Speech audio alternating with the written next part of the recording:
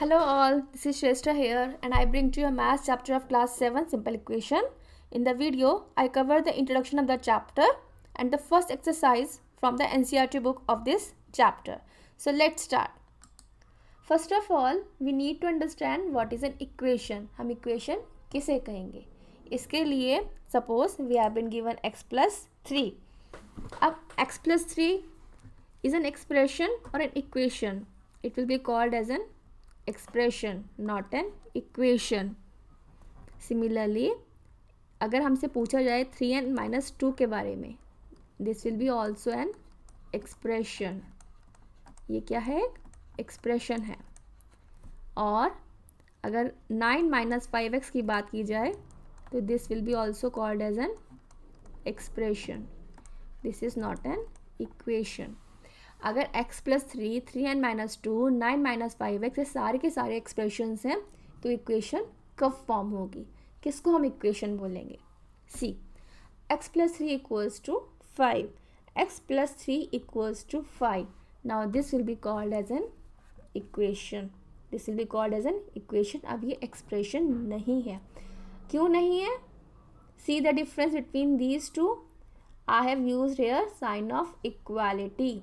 जब हम किसी एक्सप्रेशन में इक्वल्स टू का साइन यूज़ कर लेते हैं, that expression will become an equation. So x plus 3 equals to 5 is an equation. It is not an expression. It is not an expression now. So हमने देखा, हमने क्या use किया यहाँ पर? इक्वालिटी का sign.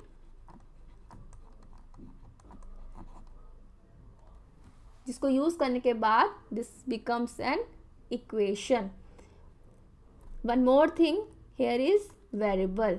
x is a variable here. x will be called as variable here. Equality sign के left hand part को हम कहेंगे लेफ्ट हैंड साइड और राइट हैंड पार्ट को कहेंगे हम राइट हैंड साइड.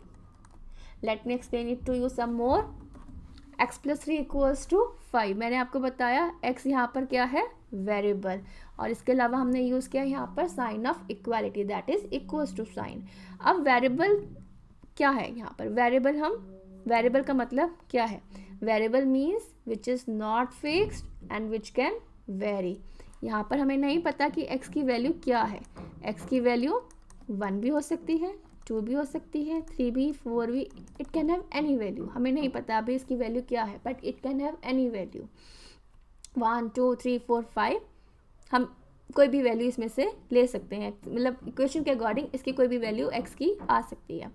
नाउ हमने यहाँ पर वेरिएबल को डिनोट किया है x से, लेकिन you can also use y, z, p, m, l, whatever you want to choose you can choose. It all depends on your choice कि variable आप किस अल्फ़ाबेट से डिनोट कर रहे हो. नाउ आई थिंक आपको वेरिएबल समझ में आ गया कि वेरिएबल हम किसे कहेंगे. ठीक है, अब हम डिफाइन करेंगे अपनी इक्वेशन को. इक्वेशन क्या होती है? Equation is a condition on a variable. मैंने आपको बताया यहाँ पर कि यहाँ पर x की वैल्यू फिक्स नहीं है. It can have any value. Till now we don't know the value of x. It can have any value. It can be 1, it can be 2, it can be 3, it can be 4. But how do we come to know कि इसकी value क्या होगी? इसके लिए हमने क्या किया? Variable पर एक कंडीशन पुट अप कर दी.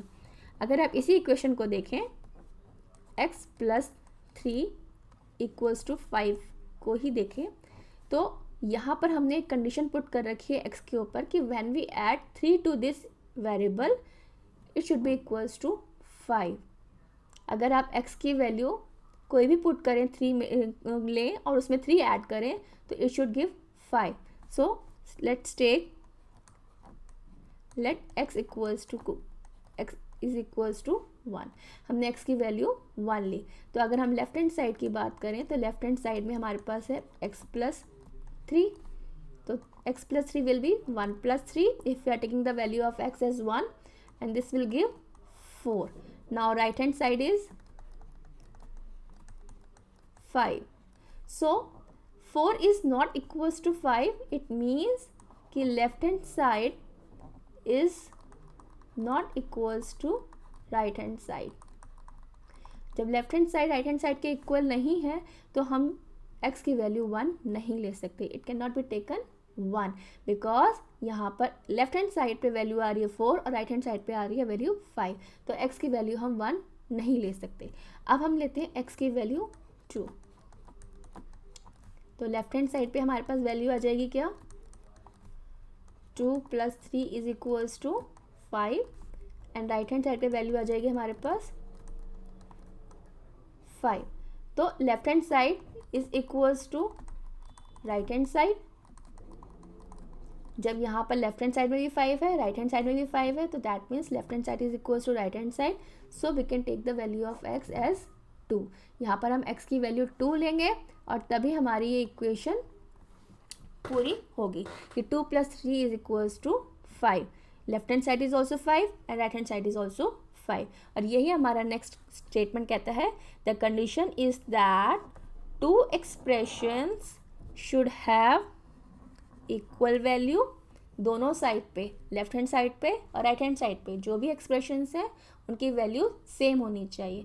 अगर वैल्यू डिफर होगी तो हमारी वो कंडीशन सेटिस्फाइड नहीं कर रहा है इसका मतलब। So here x is taken as 2, जिसके बेस पे दोनों साइड पर हमारे एक्सप्रेशंस की वैल्यू सेम आ रही है। अब इट ऑल्सो सेज कि at least one of the two expressions must contain the variable, कि दोनों में से कम एक एक्सप्रेशन के पास तो वेरिएबल होना चाहिए। यहाँ पर हमारे पास लेफ्ट हैंड साइड में वेरिएबल है x + 3 और राइट हैंड साइड में हमारे पास वेरिएबल है वेरिएबल राइट हैंड साइड में हमारे पास वैल्यू है 5। तो लेफ्ट हैंड साइड में हमारे पास वेरिएबल है x, right hand side has constant value. यहाँ पर कोई वेरिएबल नहीं यूज़ किया राइट हैंड साइड पे, लेकिन वो कह रहा है कि लेफ्ट हैंड साइड और राइट हैंड साइड में किसी एक के पास एटलीस्ट होना चाहिए। तो यहाँ पर हमारे पास लेफ्ट हैंड साइड में वेरिएबल है, you can have the variable on both the sides also, like 2x + 5 equals to 7 + x। यहाँ पर हमने इधर भी वेरिएबल यूज़ किया है x, इधर भी वेरिएबल x यूज़ किया है, तो दोनों जगह हमने राइट हैंड साइड में भी और लेफ्ट हैंड साइड में भी हमने वेरिएबल का यूज़ किया है। So I think it is clear now कि इक्वेशन क्या होती है, कैसे बनती है। Let's revise the points for the equation. In an equation there is always are equality sign. यहाँ पर ये क्लियर हो गया हमारे पास, there is always a equality sign. हमने देखा था पीछे कि हमने इस इक्वलिटी साइन यूज़ किया है इक्वेशन फॉर्म करने के लिए। The value of the variable for which the equation is satisfied, the value of the variable, यहाँ पर हम किसकी बात कर रहे हैं, जो वेरिएबल यूज़ किया है उसकी वैल्यू की बात कर रहे हैं। For which the equation is satisfied is called the solution of the equation. What it is called? It is called the solution of the equation. अगर हम जो हमने लास्ट यूज़ किया इक्वेशन x + 3 इक्वल्स टू 5, इसमें हमने देखा था कि जब x की वैल्यू 2 आई थी तो 2 के केस में left hand side and right hand side both the sides जो थी वो इक्वल थी। लेफ्ट हैंड साइड में भी 5 था एंड राइट हैंड साइड में भी 5 था, तो दिस मीन्स यहाँ पर x equals to 2 or you can say 2 is the solution of the equation.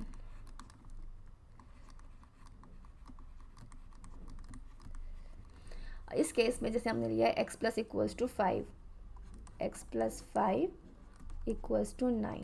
अगर यहाँ पर हम x की वैल्यू 1 पुट करते हैं तो लेफ्ट हैंड साइड क्या है, 1 + 5 दैट इज इक्वल्स टू 6, और जो कि नॉट इक्वल्स टू 9 है, that means left hand side is not equals to right hand side, so x की वैल्यू 1 नहीं हो सकती है।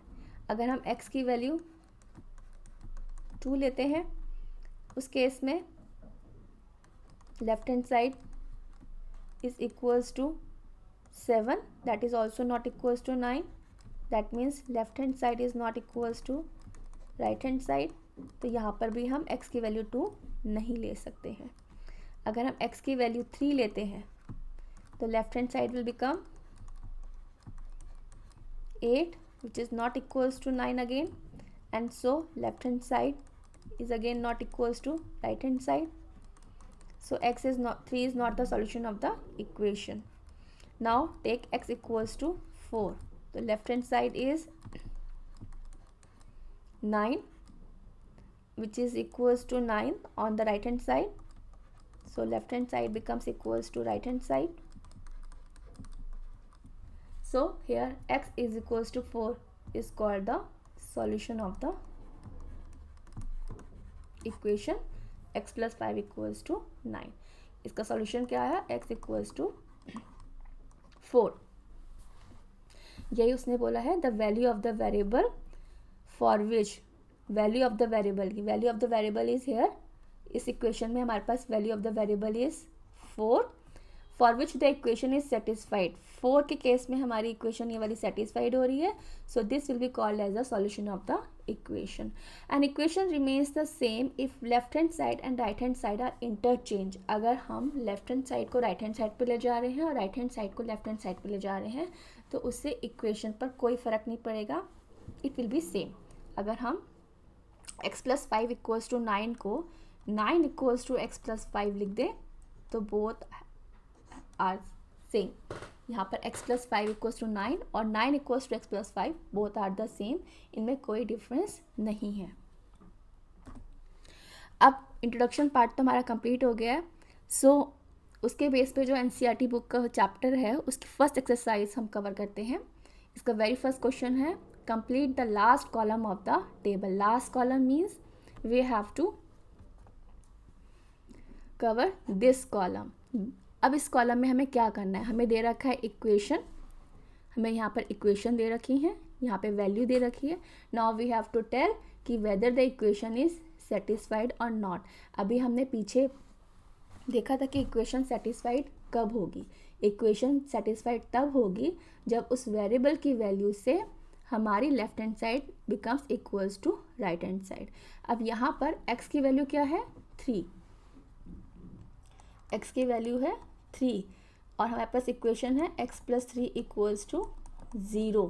यानी जब हम 3 पुट करें x की जगह पर तो it should give 0 but it is giving 6. Left hand side में ये हमें दे रहा है 6 but right hand side it is 0. That is not equals to right hand side. Left hand side is not equals to right hand side. तो उस case में ये हमारा सेटिस्फाइड नहीं कर रहा है. तो आंसर इज़ नो. सिमिलरली अगर हम x इक्वल्स टू 0 की बात करें तो ये हो जाएगा 0 plus 3. 0 plus 3 is equals to 3 and that is not equals to 0 again. That means left hand side is not equals to right hand side. So the answer is no. The equation is not satisfied as both the sides are not equal. So the answer is no. Now here the value is minus 3. A minus 3 plus 3. According to the equation, अगर हम x की जगह minus 3 put करते हैं the answer will be 0 on left hand side which is equals to right hand side. So the answer is yes. Now x minus 7 equals to 1 is the equation. और अगर हम x की value 7 put करते हैं तो 7 minus 7 is equals to 0 and that is not equals to right hand side. तो left hand side is not equals to right hand side. So it does not satisfy the given equation. So the answer is no. Similarly अगर हम 8 minus 7 करते हैं, अगर हमें x की value 8 दे रखी है और हम उसको वहाँ पुट करते हैं लेफ्ट हैंड साइड में इक्वेशन के तो 8 minus 7 is equals to 1 and both the sides are equal. So it satisfied the equation. So our answer is yes. Now the value of x is given 0. If we put 0 on the left hand side, so 5 multiplied by 0 is equals to 0 which is not equals to right hand side. Left hand side is not equals to right hand side. So the answer is no. Similarly 5 multiplied by 5 on left hand side, if we are putting the value of x as 5, it will give 25. So left hand side is equals to right hand side. So the answer is yes, as the condition is satisfied here. Now again we are multiplying 5 with minus 5, as the value of x is minus 5 given here. The answer will be minus 25. Left hand side is not equals to right hand side. So the answer is no. Now it is given m equals to -6. m की value क्या है यहाँ पर -6. अगर हम उसे यहाँ left hand side में पुट करते हैं -6/3, तो लेफ्ट हैंड साइड की वैल्यू हो जाएगी -2, which is not equals to the value on the right hand side. Left hand side is not equals to right hand side. तो again the answer is no. अब फिर से हम put करते हैं m की वैल्यू. m की value यहाँ पर 0 है. 0/3 equals to is not equals to 2. Left hand side is not equals to right hand side. So the again answer is no. अब फिर से हम पुट करते हैं वैल्यू m की. m is 6 and it is 6/3, तो it is 2. तो left hand side is equals to right hand side. So the answer is yes. So this way हमने क्वेश्चन 1 कंप्लीट किया है हमने. I think it is clear to you now कि what do you mean by value and how the equation is satisfied when the value is given to you. Now comes to second question. Second question says check whether the value given in the bracket is a solution to the given equation or not. It is very much similar to the previous question. See A part.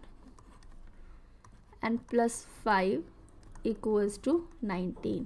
ये हमारी equation है और यहाँ पर हमें variable n की वैल्यू दे रखी है 1.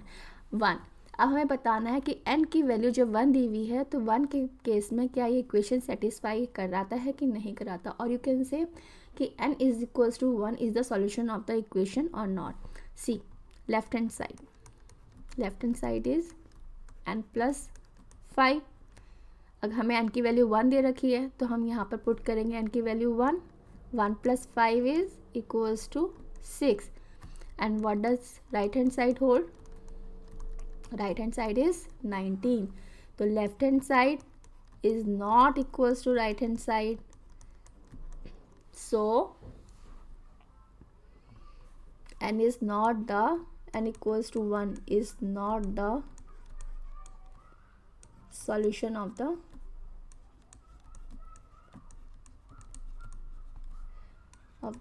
given equation.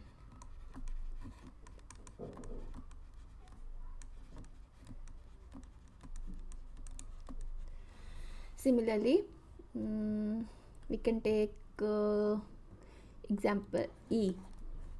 Suppose 4p - 3 equals to 13. p equals to -4. p की वैल्यू हमें -4 दी हुई है. अब हमें चेक करना है कि whether p is equals to -4 is the solution of the equation और not. See left hand side says 4p - 3. हमने p की जगह हमने वैल्यू पुट कर दी -4 - 3. नाउ वी नो कि हमें 4 को मल्टीप्लाई करना है -4 से.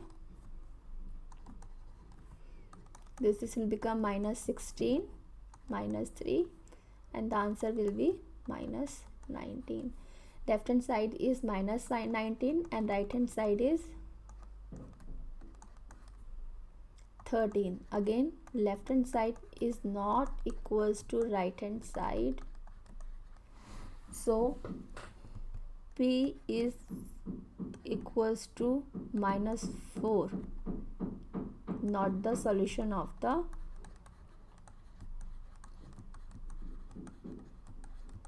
given equation.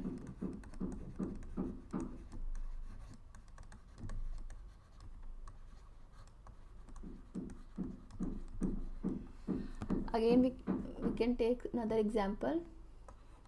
Suppose 4p minus 3 equals to 13 when p is equals to 0 is given. Now consider left hand side. 4 p की जगह हम पुट करेंगे 0 and it is minus 3. 4 into 0 minus 3, 0 minus 3 and it will be minus 3. Right hand side says 13. Left hand side is not equals to right hand side. So again p is equals to 0 is not the solution.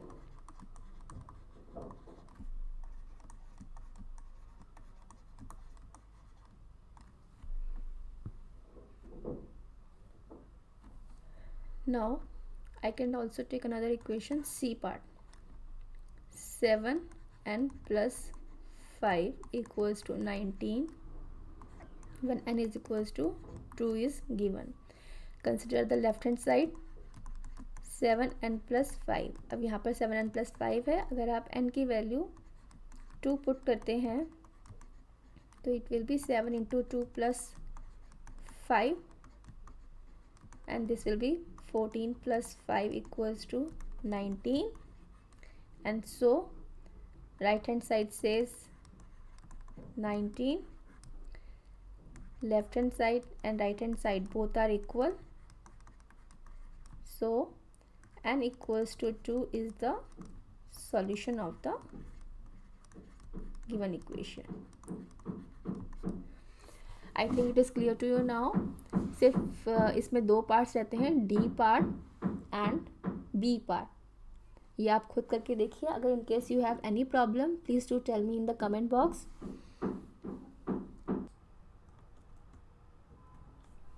Now here comes question number 3 of the exercise. Solve the following equations by trial and error method. So question 3 says we have to solve the given equations by using trial and error method. अब इन equations को solve करने के लिए हमें क्या करना है? इन equations को solve करने के लिए we have to find out the value of the p, or you can say we have to find out the solution of the equation. Solution of the equation find out करने के लिए we have to find out the value of p, or we can say we have to find out that value of p जिस value पर इसकी left hand, इस equation के left hand side is getting equals to right hand side. और अब हम इसमें p की वैल्यू जो निकालेंगे that will be by trial and error method. अब ट्रायल एंड एरर मेथड क्या होता है कि यहाँ पर हमें p की वैल्यू नहीं दी हुई है, तो हमें p की वैल्यू निकालने के लिए क्या करना है कि p की हमें 1 बाय 1 एक एक वैल्यू पर चेक करना है कि किस वैल्यू पर इसकी left hand side is getting equals to right hand side. Now let's see first equation.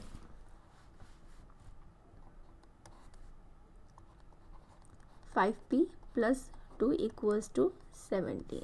Suppose we are taking the p value of p is 1. So left hand side is 5p plus 2. When we put the value of p as 1, it will be like this, or you can say 5 plus 2 equals to 7. Now right hand side says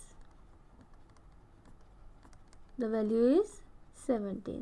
So in both the cases left hand side is not equals to right hand side, or you can say at the value 1 the equation is not satisfied.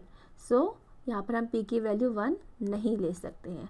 अब हमने p की value 2 ली है. अब हम p की value 2 पर हम check करेंगे कि whether the equation is satisfied और not. See 5 into 2 plus 2. This will be 5 into 2 plus 2, or it will be 10 plus 2. So the value will be 12. Now right hand side says the value is 17. Again left hand side is not equals to right hand side, तो इस case से भी हम p की value 2 नहीं ले सकते हैं. नाउ हम चेक करेंगे p इक्वल्स टू 3 पे. p इक्वल्स टू 3 पे लेफ्ट हैंड साइड क्या हो जाएगा? 5 into 3 plus 2, or you can say 15 plus 2, this will be 17, and right hand side says the value is 17. So both left hand side and right hand side are equal, so we can take the value of p as 3. तो यहाँ पर p is equals to 3 is the solution of the equation, or you can say we have find out the value of p.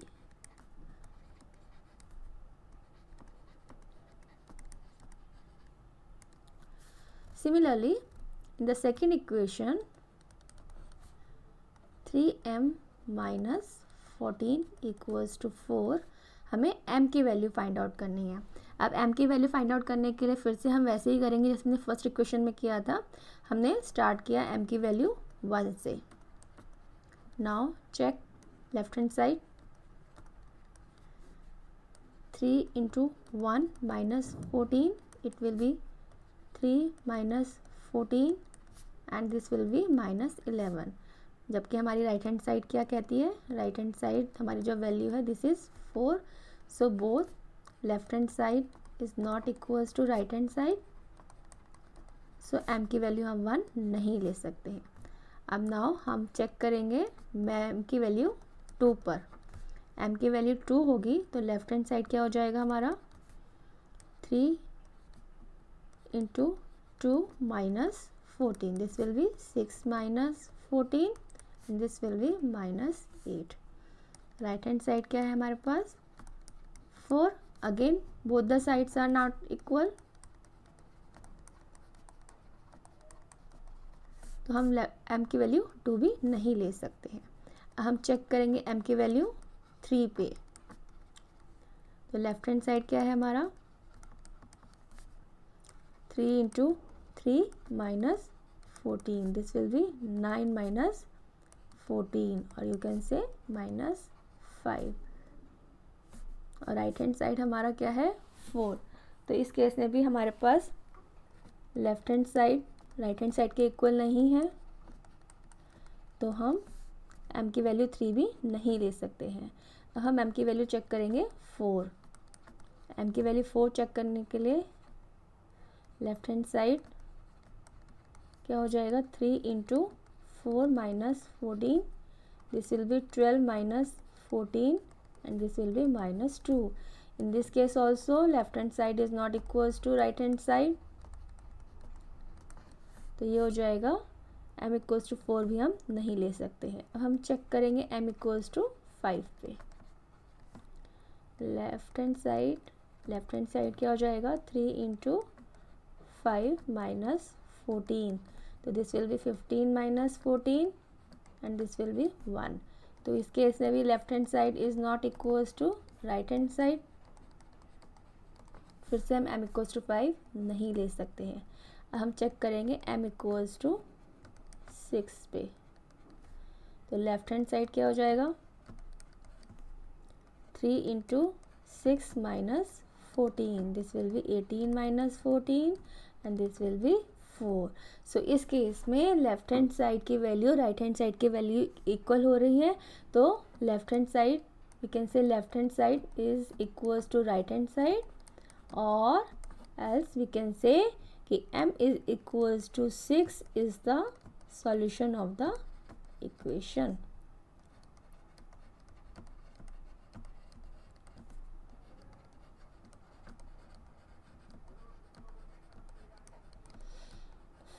I think it is clear to you now.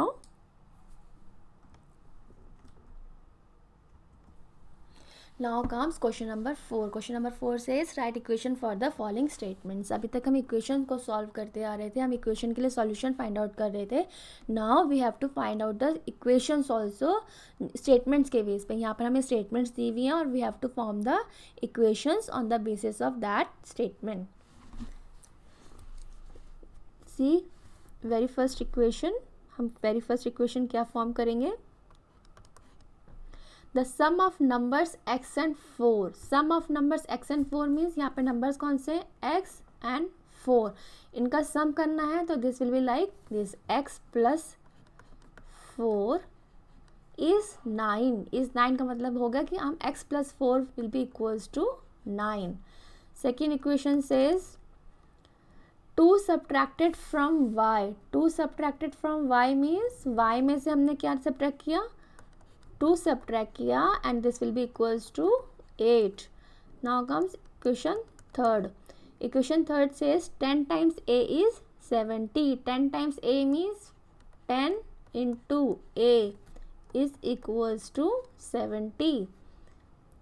Fourth equation says 3/4 of t is 15. हमें क्या करना है, हमने number t का 3/4 निकालना है, तो this will be 3/4 of t is equals to 15. Fifth equation, sorry, this will be, this is fifth equation and this is, I am doing now fourth equation. The number b divided by 5 gives 6. b divided by 5, b divided by 5, हम जब number b को 5 से divide करेंगे तो this will give 6. Now comes sixth equation. Sixth equation says 7 times m plus 7. सबसे पहले हमें क्या करना है, 7 टाइम्स m करना है, तो 7 टाइम्स m करेंगे तो क्या बन जाएगा, ये 7 इंटू m, और उसमें हमें क्या ऐड करना है, प्लस 7. इनको हम करेंगे तो क्या हो जाएगा, ये 77. तो इक्वेशन फॉर्म हो जाएगी हमारी 7m plus 7 equals to 77. Now comes seventh equation. Seventh equation क्या कहता है, 1/4 ऑफ अ नंबर x. यहाँ पर कोई नंबर हमने x लिया है, उसका 1/4 करना है हमें, तो हमारा नंबर हो जाएगा 1/4 x. अब उसमें से हमें क्या करना है, -4 करना है, -4 and this will give 4. So the equation will become x by 4 minus 4 equals to 4. Now comes to equation 8. If you take away 6 from 6 times y. अब हमने स्टेटमेंट को तोड़ लेंगे, स्टेटमेंट को तोड़ेंगे तो हमारी इक्वेशन इजीली फॉर्म हो जाएगी. हमें क्या करना है, 6 टाइम्स y. 6 टाइम्स y मतलब 6 इंटू वाई. इसमें से हमें क्या करना है, टेक अवे 6 करना है, क्योंकि उसने फ्रॉम लिखा है तो यहाँ पर हमें टेक अवे 6 करना है फ्रॉम 6 टाइम्स y. तो यहाँ हो गया टेक अवे 6, और जब हम टेक अवे 6 करेंगे तो हमारी इसकी वैल्यू क्या आ जाएगी, 60. तो whole equation will be like 6y minus 6 equals to 60. Now comes to equation 9. If you add 3 to 1/3 of z you get 30. तो हमें इसमें सबसे पहले क्या करना होगा, 1/3 ऑफ z करना पड़ेगा. 1/3 of z means 1/3 of a number z. 1/3 of z हमने कर लिया. अब उसमें हमें क्या करना है, ऐड 3 करना है, उसमें हमें ऐड 3 करना है, और उसकी वैल्यू क्या आ जाएगी फिर 30. So the equation will be like z by 3 plus 3 equals to 30. So this way question 4 is also completed. Now comes to question number 5. Question number 5 says write the following equations in statement form. Last question में हमने statement से equation form की थी. इस वाले question में हम equation से स्टेटमेंट फॉर्म कर रहे हैं. सी फर्स्ट इक्वेशन है हमारे पास p प्लस 4 इक्वल्स टू 15. इसकी इक्वेशन क्या फॉर्म करेगी, यहाँ पर एक नंबर है p और उसमें हम क्या ऐड कर रहे हैं, 4. तो we can write sum of number p and 4 is 15. Sum of numbers p and 4 is 15. अब सेकेंड इक्वेशन क्या कहती है, m minus 7 equals to 3. Subtract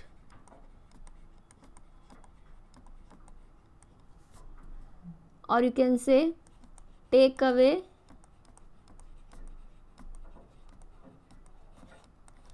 7 from a number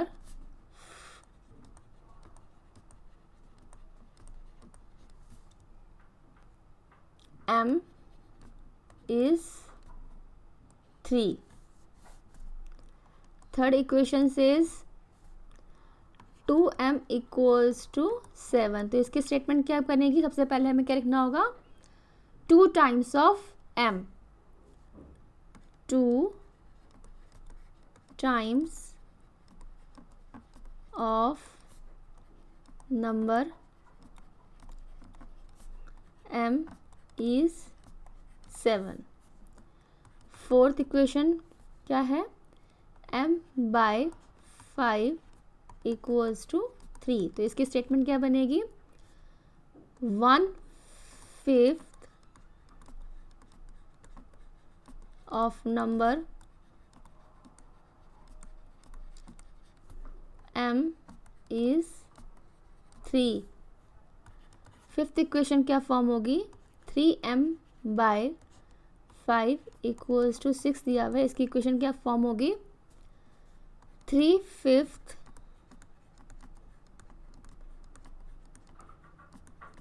of number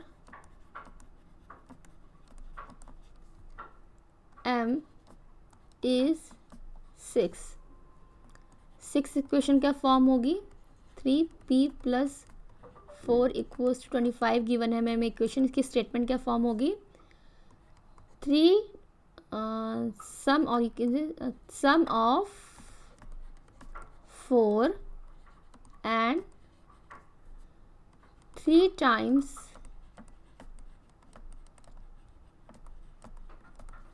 of number p is 25। Seventh equation says 4p minus 2 equals to 18। तो इसकी statement form होगी, take away 2 from 4 times of number p is 18। and what about eighth equation, eighth equation is like p by 2 plus 2 equals to 18। तो इसकी statement क्या form होगी, half of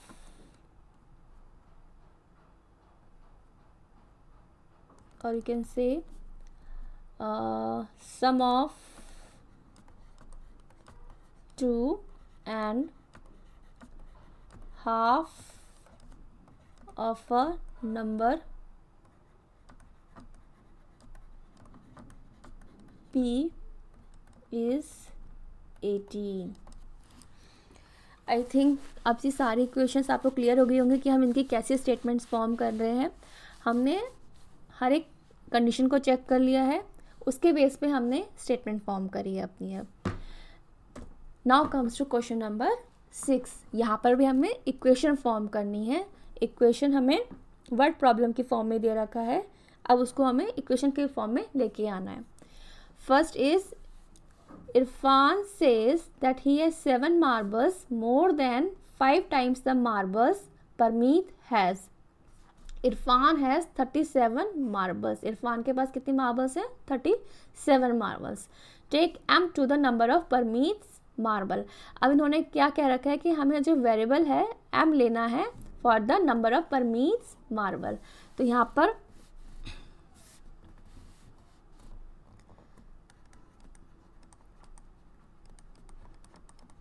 Parmeet's marble कितनी है, m given है।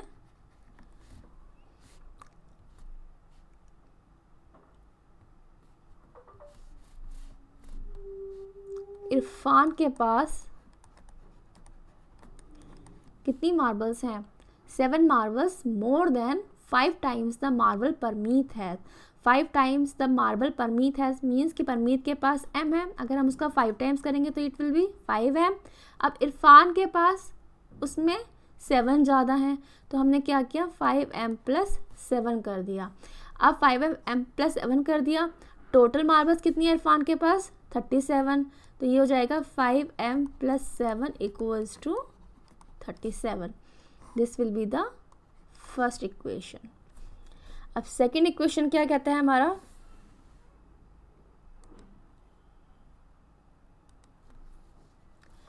Second कहता है Lakshmi's father is 49 years old. Lakshmi के फादर 49 ईयर्स ओल्ड हैं. He is 4 years older than 3 times Lakshmi age. वो लक्ष्मी की 3 टाइम्स एज से भी 4 साल बड़े हैं. तो हमें क्या निकालना है, इक्वेशन फॉर्म करनी है इसके बेस पे. और उन्होंने कह रखा है कि हमें लक्ष्मी की एज कितनी लेनी है, y ईयर. तो लेट लक्ष्मी एज भी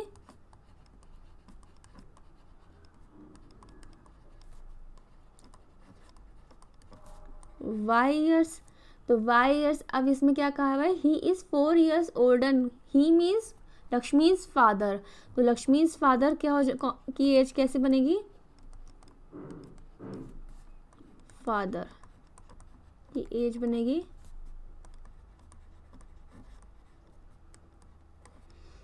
4 years older than 3 times Lakshmi age. 3 times Lakshmi age means कि हमने क्या किया, लक्ष्मी की एज y थी, 3 टाइम्स का मतलब हो गया 3y. और वो 4 ईयर्स ओल्डर है. 4 ईयर्स ओल्डर मीन्स 4 साल बड़े हैं. तो यानी लक्ष्मी की 3y एज में हमें +4 करना पड़ेगा, तो उसकी फादर की एज आ जाएगी. तो ये हो जाएगा 3y + 4. अब यहाँ पर गिवन है कि लक्ष्मी की फादर की एज 49 ईयर ओल्ड है. तो इस इक्वेशन को हम पुट कर देंगे 3y + 4 = 49. This will be the second equation. Now comes to third equation.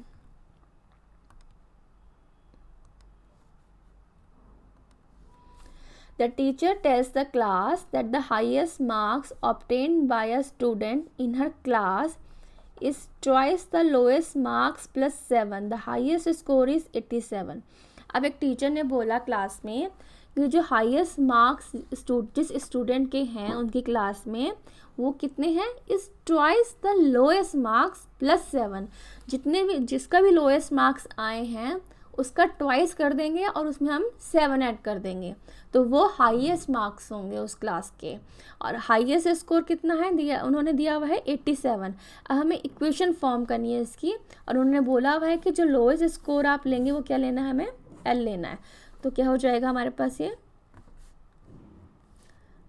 Late lowest score is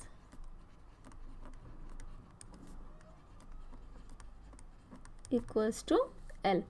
L हो गया अब यहाँ पर लोएस्ट स्कोर. अब हमें निकालना हाईएस्ट स्कोर कितना होगा.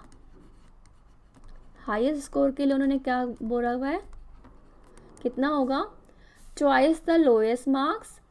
लोएस्ट मार्क्स का ट्वाइस करेंगे, ट्वाइस द लोएस्ट मार्क्स, और उसमें +7 कर देंगे. तो इस तरीके से हम हाईएस्ट स्कोर की इक्वेशन निकालेंगे, ट्वाइस L + 7. और हाईएस्ट स्कोर हमें कितना दिया हुआ है, 87. तो ये हमारी इक्वेशन फॉर्म हो जाएगी, ट्वाइस L + 7 = 87. अब comes to fourth equation. In an isosceles triangle, the vertex angle is twice either base angles.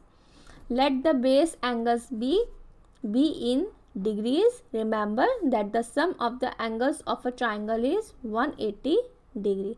अब इन्होंने कहा हुआ है कि आइसोसेलेस ट्राइंगल में जो वर्टेक्स एंगल है is twice either base angles. सबसे पहले हमें समझ लेते हैं कि आइसोसेलेस ट्राइंगल क्या होता है. आइसोसेलेस ट्राइंगल वो होता है जिसकी 2 साइड्स इक्वल होती हैं, A B C. ये वाली साइड और ये वाली साइड अगर इक्वल है तो ये एंगल और ये एंगल भी इक्वल हो जाएगा. आई एम सेइंग कि अगर a b is equals to a c है, एज इट इज़ गिवन कि ये आइसोसेलेस ट्राइंगल है, तो angle B will be equals to angle C. ये शायद आपने पढ़ा होगा ज्योमेट्री में. तो angle B equals to angle C भी इक्वल हो जाएगा, angle B will be equals to angle C. अब उसने बोला है the vertex angle. Vertex angle कौन सा हो गया, ये वाला, यानी angle A. Angle A will be equals to twice either base angles. दोनों बेस एंगल्स का, दोनों में से किसी एक बेस एंगल का ट्वाइस हो सकता है. तो let the base angle be in degree. तो उन्होंने बोला कि ये एंगल सपोज बी है, let the base angle be in degree. तो क्या फॉर्म हो जाएगा, ये भी बी हो जाएगा हमारे पास। अब देखो जो sum of the angles of triangle की प्रॉपर्टी होती है हमारी, angle a plus angle b plus angle c equals to 180 degree. ये कौन सी प्रॉपर्टी है, सम ऑफ द एंगल्स